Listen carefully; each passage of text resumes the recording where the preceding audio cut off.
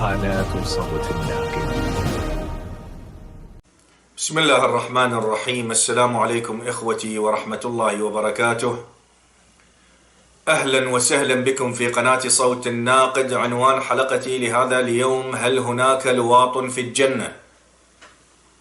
أخوتي الكرام، أحد الإخوان المؤمنين بعث لي بهذه الرسالة وطلب مني الشرح أو الرؤية وفق منطوق أهل البيت عليهم السلام.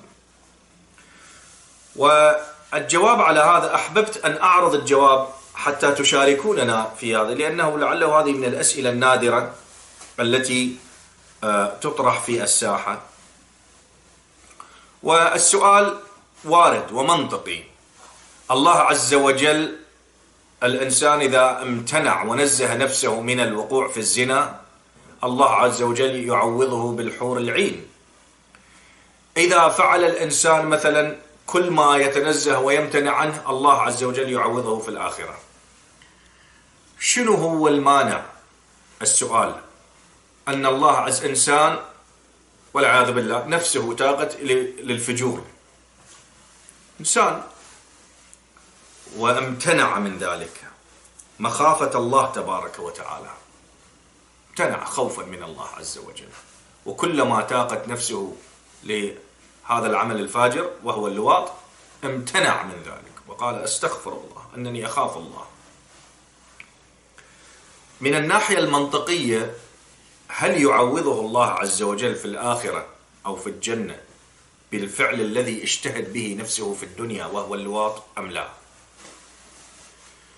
وتعاملك أنت كمكلف لما تعرض عليك هكذا مسألة، أنا أريد الروافض والنواصب، لأن حتى الناصب يستفيد من هذه الجلسة المباركة، إنها قضية عامة والفائدة تعم.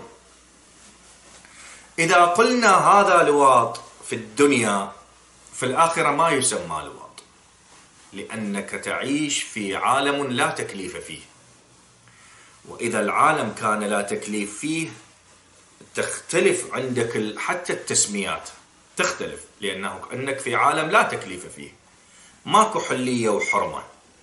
بعد كل ما موجود في العالم الذي تعيشه لا لغو فيه ولا كذابة، يعني ماكو لا كذب ولا لغو. بعد عالم هادئ، عالم يعني دار استقرار، دار طمأنينة، دار الآخرة ما بيها تعب، ما بيها تكليف. أنت تتعب وتكليفك في الدنيا ماكو هناك. شنو هو المانع؟ والإنسان قضى عمره يريد أن ينزه نفسه عن هذه الفاجرة والعياذ بالله، ليش ما يعوض في الآخرة؟ شوفوا أخوتي، من ناحية الإمكان ما ممكن، من الناحية الإمكانية وليست من الناحية العلمية. خليني أقول حتى أعطيك الجواب. شنو كيف شيخنا؟ يعني فسر لنا شنو الإمكانية وشنو العلمية.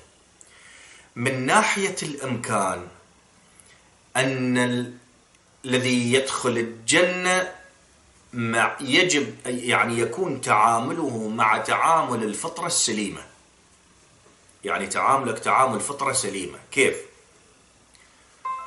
أن الله عز وجل عندما تدخل إلى العالم الآخرة، عالم الجنة، كل البشرية تعود إلى فطرتها الطبيعية. هناك ثوابت عند الله عز وجل ما تتغير، يعني ما يوجد عندنا دين من الأديان قال بجواز السرقة. قضية ثابتة عند الله، ليس من حقك أن تأخذ شيئا ليس ملك لك. هذه من ثوابت الله تبارك وتعالى، يعني من القوانين الثابتة التي لا تقبل البداء ولا تقبل التغيير ولا تقبل النسخ. هذه من الثوابت لا تجوز السرقة بأي حال من الأحوال، أو يعني مسألة منطقية وعقلية أيضا تنسجم مع الفطرة الإنسانية.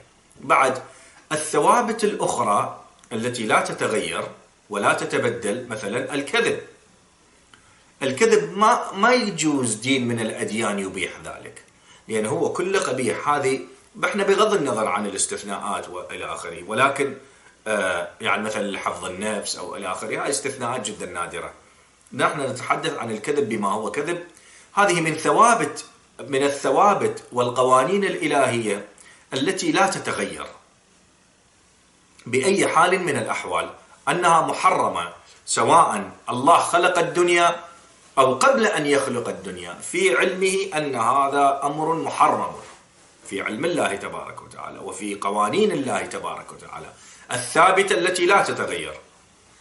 أخوتي، اللواط هي من القوانين التي عند الله ثابتة ما تتغير، ما أجيز لدين من الأديان أو أبيح بحال من الأحوال.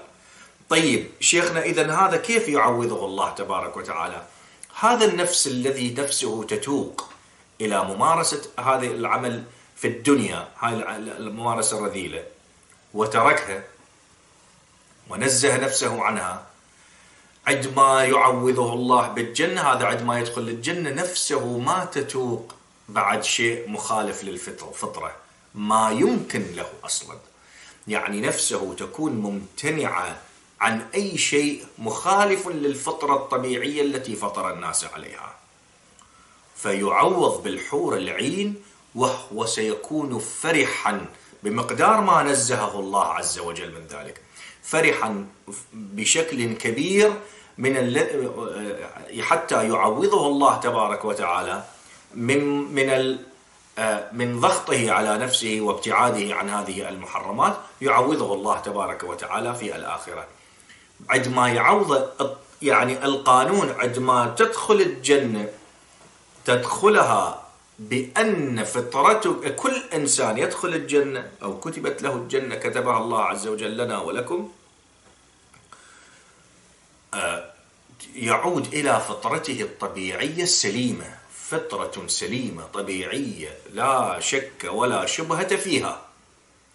فعندما يعود إلى فطرته السليمة، بعد ماكو مبرر أو أي مسوغ ولو بشعره، لأن هذه راح تطلع من باله أصلا أنه يفكر بهذا الأمر الرذيل، لأن ذلك العالم عالم الفطرة السليمة. خليه هيك نقول، عالم الفطرة السليمة يمنعك ويحول بينك وبين كل رذيلة تصطدم مع القوانين الثابتة لله تبارك وتعالى. وجوابه، هل هناك لواط في الجنة؟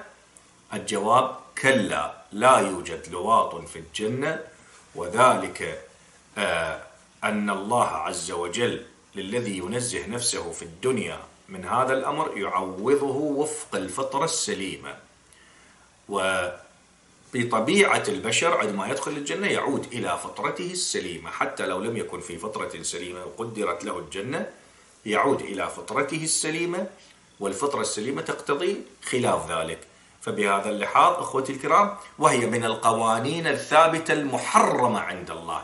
الجنة ليست دار تكليف للبشر، ولكن الجنة فيها وفق القوانين الإلهية الثابتة، يعني تبقى قوانين الله عز وجل الثوابت.